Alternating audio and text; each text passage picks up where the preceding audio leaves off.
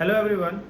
अक्सर मुझसे लोग पूछते हैं कि एक मॉडल आंसर क्या होता है सर, या एक अच्छा आंसर क्या होता है जिसे यूपीएससी में कम से कम हम 60 to 70% मार्क्स गेन कर सकें। ठीक है, तो ऐसे कोई मॉडल आंसर नाम की कोई चीज़ नहीं होता है।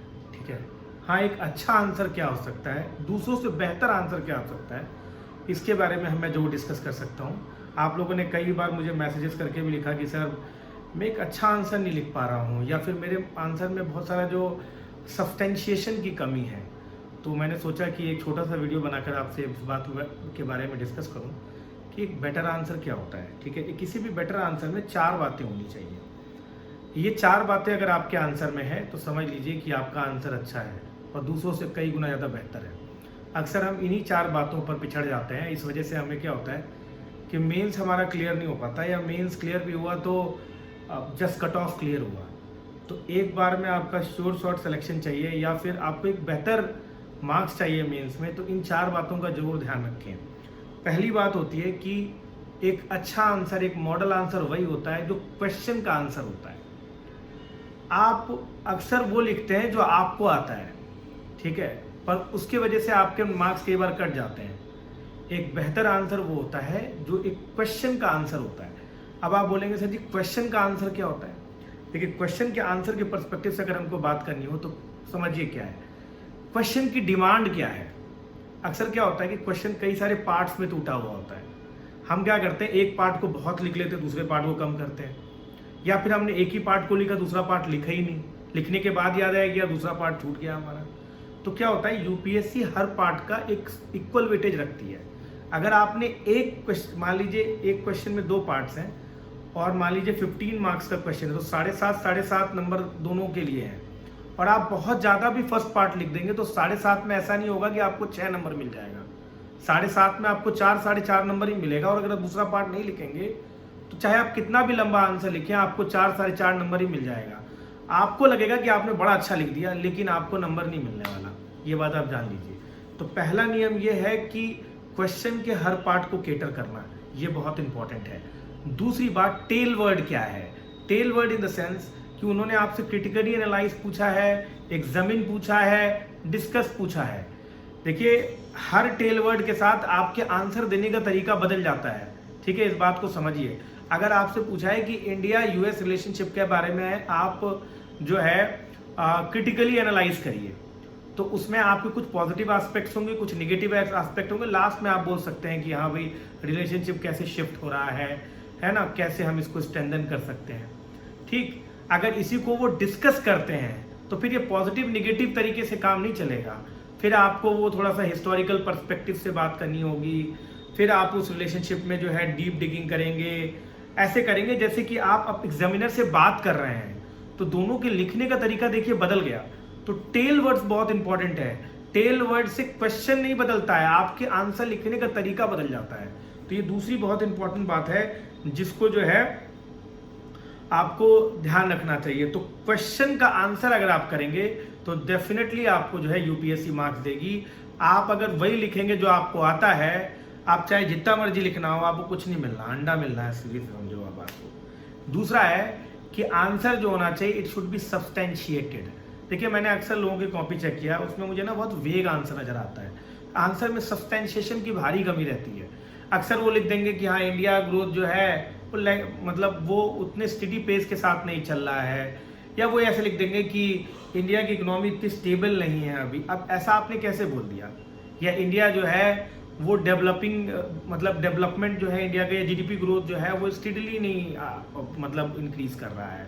ठीक है, तो या इंडिया जो है एकदम गजब का जीडीपी ग्रोथ हो गया उसका। तो इसका क्या आपके पास कोई सब्सटेंशिएशन है, कोई डेटा है? आपने 3-4 साल के हिसाब से आपने क्या कोई डेटा बनाया है क्या? कुछ डेटा है आपके पास जिसके बेसिस पर आपने ये बताया?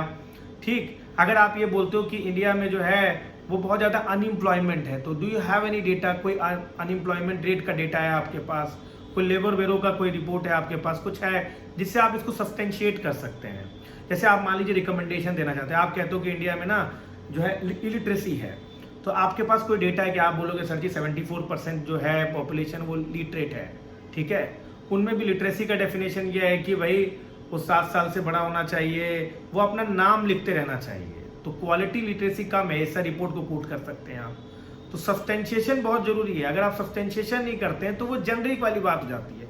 ये वही वाली बात हो जाती है कि जैसे हम पान की दुकान पे जाके डिस्कस करते हैं, हाँ भाई इंडिया का ग्रोथ चल रहा है, तो ऐसे चलने से नहीं होता सर, आपको सब्सटेंशिएट करना होता है। इंडिया में बड़ी जो है इलिटरेसी है, तो आपके केवल बोल देने से इलिटरेसी नहीं हो जाता, आपको उसको सब्सटेंशिएट करना पड़ेगा।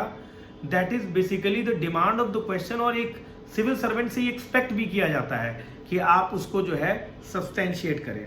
तीसरी बात जो होती है, जो बहुत कम लोग आपको बताते हैं, कि आंसर आपका पेपर वाइज होना चाहिए। ऐसा हो सकता है कि पेपर 1 में जो क्वेश्चन है वही पेपर 2 में आ जाए, वही पेपर 3 में आ जाए, और तीनों का अप्रोच अलग अलग हो। जैसे अगर मैं बोल दूं कि इंडियन इंडस्ट्रियल ग्रोथ जो है वो नहीं होता रहा है, what are the issues with that, तो अब यहाँ पर पेपर 1 में जो होगा वो थोड़ा ज्योग्राफिकल पर्सपेक्टिव से होगा, थोड़ा हिस्टोरिकल अप्रोच रहेगा इसमें।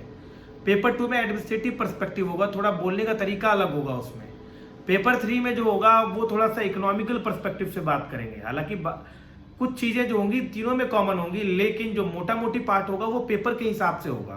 तो ध्यान में रखिए कि आप किस पेपर में क्या लिख रहे हैं, ठीक है। अब जीएस पेपर 1 में यही हो जाएगा, तो फिर आप उसमें ना लेबर का जो है उसमें एथिक्स, मोरालिटी, ये सब एंगल आ जाएगा उसमें। तो क्वेश्चन पूछा जा सकता है, पर उसका जो आंसर है वो पेपर वाइज बदल जाता है। हालांकि कुछ चीजें कॉमन रहती हैं, ऐसा नहीं है कि आप केवल पेपर में ही स्टिक करेंगे, कुछ चीजें और भी होती है जैसे कॉमन रखते हैं, तो वो तीनों में लिख सकते हो आप। लेकिन जो मेजर पार्ट है वो एसेंस खो देगा अगर आप उसे नहीं लिखोगे। और चौथी बात जो बहुत इंपॉर्टेंट है कि जीएस में आपको थोड़ा सा सिंपल वर्ड्स में लिखना होता है। इवन दो जैसे मैं ज्योग्राफी ऑप्शनल का स्टूडेंट था, तो मैं जब जीएस पेपर 1 में लिखता था तो मैं इस बात का ध्यान रखता था कि ऐसा ना हो कि कोई ऐसा वर्ड मैं उसमें कोट कर दूं कि जो है वो अगला वाला जो चेक कर रहा होगा वो हो सकता नहीं है कि वो ज्योग्राफी का, वो हो सकता है हिस्ट्री का प्रोफेसर हो। तो अगर उसने आपकी कॉपी चेक कर दी तो उसे समझ में ही नहीं आएगा कि सर जी आप लिख क्या रहे हो।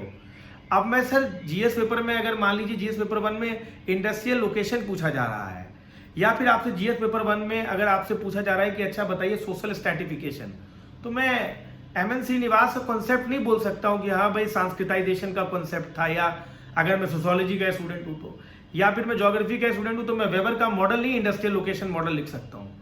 मुझे उसे सिंपल वर्ड में लिखना होगा। लेकिन एट द सेम टाइम अगर मैं ऑप्शनल लिख रहा हूँ तो मुझे कुछ बातों का बहुत ध्यान रखना होगा कि वो कीवर्ड्स होने चाहिए। समझ में आ रहा है? ये बातों का ध्यान रखना चाहिए कि जब भी आप आंसर लिखें, ठीक है। इन शॉर्ट मैं आपको बताना चाहता हूँ कि आपका जो आंसर होना चाहिए वो क्वेश्चन का आंसर होना चाहिए। दूसरी बात, आपके क्वेश्चन में सब्सटेंशिएशन होना चाहिए। तीसरी बात, वो जो होना चाहिए वो पेपर वाइज आंसर होना चाहिए। चौथी बात, आपका सिंपल होना चाहिए अगर वो जीएस में लिख रहे हो आप, और अगर आप थोड़ा ऑप्शनल वगैरह में लिख रहे हो तो उसमें थोड़ा ध्यान रखिए कि थोड़ा एकेडमिक होना चाहिए, सब्जेक्ट टच आना चाहिए उसमें। और इन सब के अलावा कुछ बातें और भी होती है जो जनरल होता है कि आंसर में थोड़ा फ्लो होना चाहिए, थोड़ा थॉट प्रोसेस नजर आए, थोड़ा ऑप्टिमिज्म आ जाए, ओवर्टली क्रिटिसाइज आप ना करें, कंस्ट्रक्टिव क्रिटिसिज्म करें गवर्नमेंट का। ये कुछ बातों का ध्यान रखें। कीवर्ड्स पे रिलाई करें, कीवर्ड्स जरूर मेंशन होना चाहिए, अदरवाइज आपका आंसर बहुत जेनरिक लगने लग जाता है। अगर इन बातों का आप आंसर करेंगे, आप टेंशन मत लीजिए, आप ऑलरेडी एक मॉडल आंसर की तरफ जा रहे हैं। यूपीएससी आपसे दूर नहीं है। Thank you all of you, धन्यवाद।